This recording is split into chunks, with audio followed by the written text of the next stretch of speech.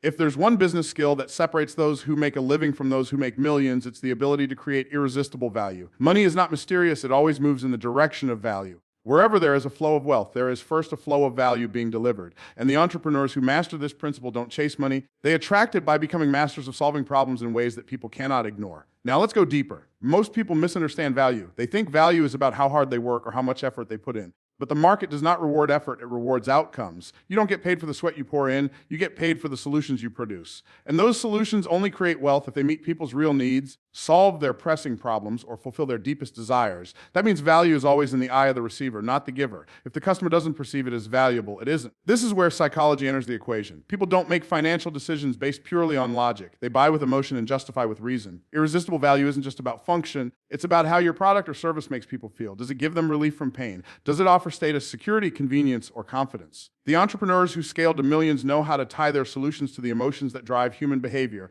Philosophically, this is about alignment with reality. Wealth doesn't appear out of thin air. It is exchanged when two people believe they're better off after the transaction than before. That means creating value is not manipulation, it's cooperation with the fundamental law of exchange. You are rewarded in proportion to the problems you solve and the number of people you solve them for. If you want to make a little money, solve small problems for a few people. If you want to make millions, solve bigger problems for more people. It really is that simple, though not always easy. Here's where many aspiring entrepreneurs stumble. They think about what they want to sell instead of asking what people truly want to buy. They get so attached to their idea, their product, their vision, that they forget the most important question: does this solve a real problem for someone else? The best of the best don't fall in love with their product. They fall in love with the people they serve. They listen, they observe, they empathize, they study the pain points of the market until they understand them better than the people experiencing them. That's when they can create solutions that feel irresistible, because they're not guesses, they're answers. Let me make it practical.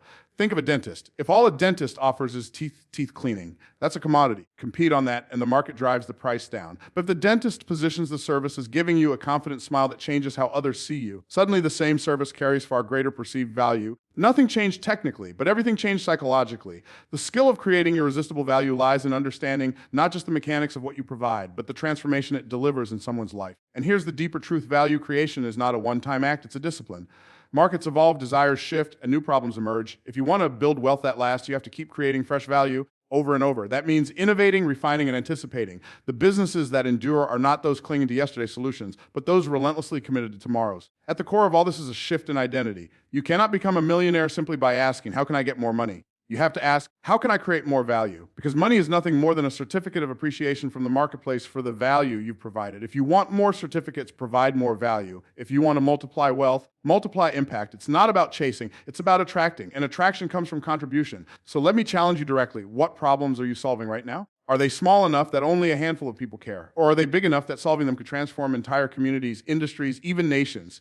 If your solutions feel ordinary, your income will reflect it. But if your solutions feel irresistible, the marketplace will reward you beyond what you thought possible. The entrepreneurs who make millions are not magicians. They are masters of value. They look at the world differently. They don't see complaints. They see opportunities. They don't see obstacles. They see unmet needs.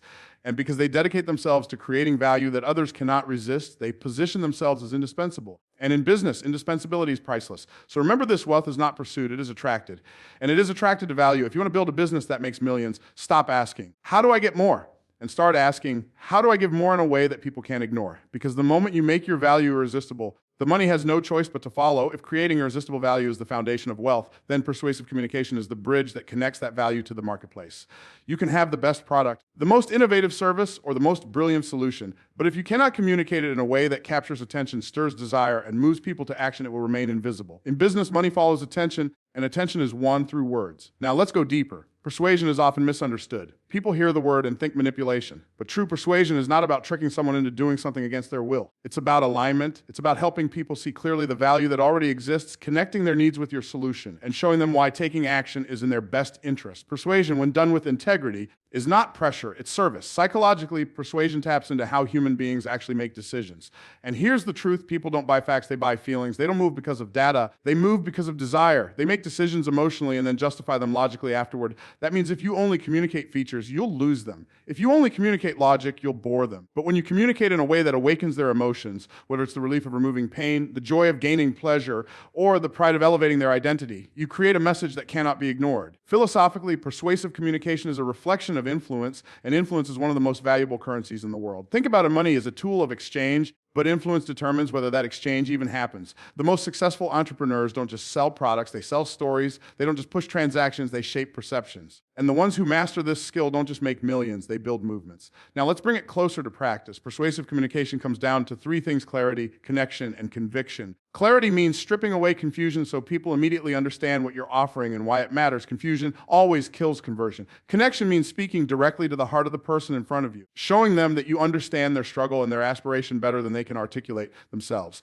And conviction means communicating with such certainty and belief in your solution that people feel safe aligning with you. Here's an example. Imagine two entrepreneurs selling the same coaching program. One says, I offer an 8-week program with video modules and weekly calls. That's logic. That's information. The other says, in just 8 weeks, I'll help you eliminate the stress of financial uncertainty so you can finally feel confident and in control of your future. Same program, different words. One speaks to the head, the other speaks to the heart. And the one who speaks to the heart will not only close more sales, they will create deeper impact. And here's a deeper truth: persuasion is not about what you say once. It's about how consistently you show up. The marketplace is noisy and attention is fragmented. People are bombarded with thousands of messages every day. To break through, you must learn to communicate your value over and over across multiple platforms in a voice that is authentic and consistent. Persuasion is not a one-time pitch, it's a sustained conversation with your audience. This requires courage, because persuasion means putting yourself out there, telling your story, sharing your conviction, and risking rejection. But the best of the best understand that rejection is not the enemy. Silence is. If people say no, at least they noticed you. At least they heard you. But if you're too afraid to speak, too afraid to persuade, your value will remain hidden,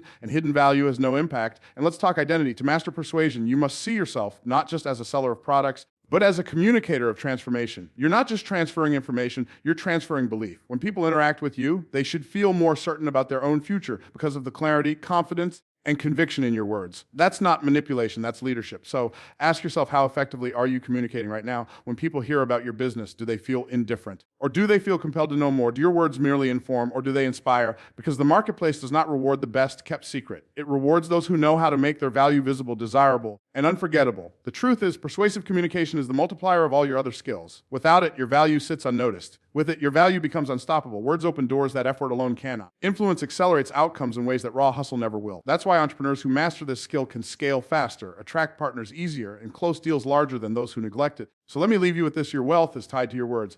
Learn to speak with clarity, connect with emotion, and carry conviction, and you'll find that persuasion isn't about taking from people. It's about serving them so powerfully with your message that saying yes becomes the only logical choice. In business, as in life, the ones who can communicate with influence are the ones who create impact, and the impact makers are always the ones who make millions. By now, we've established that wealth begins with creating irresistible value and multiplies when you can communicate that value persuasively. But here's the reality: no matter how skilled, how disciplined, or how talented you are, your individual effort will always be limited. If you want to build a business that makes millions, you must master the skill of leverage, and leverage comes through systems and people. Now, most people misunderstand this. They think if they just work harder, stay up later, or grind longer, eventually they'll break through. But working harder only takes you so far. Hustle may help you survive in the beginning, but it will never make you rich. Why? Because time is finite. You have 24 hours in a day, just like everyone else. The millionaires are not the ones working the longest hours. They are the ones who've learned to multiply their time, their effort, and their impact through systems and people. Philosophically, this is about transcending the limits of individual labor. Wealth at scale doesn't come from doing more, it comes from designing more. The entrepreneur who tries to do everything alone becomes a prisoner of their own success. The entrepreneur who builds systems and empowers people becomes a creator of scalable wealth. Psychologically, this requires a mindset shift. Many people hold on to control because they think nobody can do the work as well as they can. But here's the paradox: the need to control everything is often the very thing that keeps them small. The best of the best understand that leadership is not about doing, it's about multiplying. It's about creating an ecosystem where results happen even when you're not present. So let's talk systems first. A system is simply a repeatable process that produces predictable results. Every part of your business, from sales to delivery to follow up, should eventually become systematized. Why? Because systems free you from constant decision making. They reduce errors, increase efficiency, and create consistency. Imagine if McDonald's made every burger differently in every location. It would collapse in weeks. The reason it thrives globally is because of systems. Systems allow you to scale without losing quality. But systems alone are not enough. Systems need people to run them, improve them, expand them. And this is where many entrepreneurs struggle. They see people as costs instead of assets. But people, when properly led and empowered, are the greatest investment you can make. A strong team doesn't just add to your business, they multiply it. One person can only have so many conversations in a day. A team can have hundreds. One person can only see from one perspective. A team can see from multiple angles, spot weaknesses, and seize opportunities you'd miss alone. This is why leadership becomes central. You don't just need employees, you need to become the kind of leader others want to follow. And leadership, at its core, is about vision and trust. Can you paint a picture of the future so compelling that people want to help you build it? And can you create an environment of trust where they feel valued, respected, and motivated to give their best? If you can do those two things, your people will take ownership, and ownership multiplies results. Let's get practical. Think of someone who runs an online business. At first, they're answering every email, creating every piece of content, fulfilling every order, running every ad. That's survival mode, but the millionaire doesn't stay there. They hire a virtual assistant for admin tasks, a media buyer for ads, a copywriter for content. They build systems for onboarding clients, for handling customer support, for managing finances. Suddenly, instead of drowning in tasks, they're free to focus on strategy, innovation, and growth. That's leverage. And here's the deeper truth: leverage requires humility. You have to admit you can't do everything. You have to be willing to let go of the small so you can reach for the great. This is where ego kills many businesses. They want to be the hero of every story instead of building a system that allows others to shine. But true wealth builders don't crave control, they crave impact. And impact is always bigger than what one person can achieve alone. So let me ask you, are you building a business or are you just building a job for yourself? Because if your business only functions when you're working, you don't own the business owns you. Freedom comes when systems and people carry the weight so you can focus on multiplying vision instead of managing chaos. And here's the beauty: when you leverage systems and people, you create wealth not just for yourself, but for others. You provide jobs, you develop leaders, you create opportunities. Your success multiplies outward, lifting those around you. That's not just business, that's legacy. So remember, this hustle may get you started, but leverage will get you rich. Systems create predictability, people create scalability. And when you put the two together, you unlock the ability to build wealth that outlives your own effort. The takeaway is simple: stop trying to do everything yourself. Build systems, empower people, multiply your effort through others. Because the entrepreneurs who master leverage are the ones who don't just make a living, they make millions. We've talked about creating irresistible value, communicating persuasively, and leveraging systems and people. But here's the part most entrepreneurs neglect, and it's why many who earn a fortune end up losing it: financial stewardship. Making millions is one skill. Keeping millions, multiplying millions, and stewarding millions is another. And without mastery of this final skill, all the others will eventually collapse under their own weight. Let's start with the philosophy. Money is not just a resource, it's a responsibility. It amplifies who you are. If you are careless with $100, you will be reckless with $1 million. If you are disciplined with a little, you can be trusted with much more. Stewardship is not about hoarding, and it's not about spending recklessly. It's about understanding the purpose of money and directing it with wisdom. Psychologically, many people have a broken relationship with money. Some grew up with a scarcity mindset, believing money is always scarce, so they cling to it tightly, never letting it circulate or multiply. Others grew up with a consumption mindset, believing money is meant to be spent as soon as it arrives, so they live in cycles of feast and famine. Both of these mindsets sabotage wealth. The mindset of stewardship says, money is a tool. I direct it, I multiply it, I control it. It does not control me.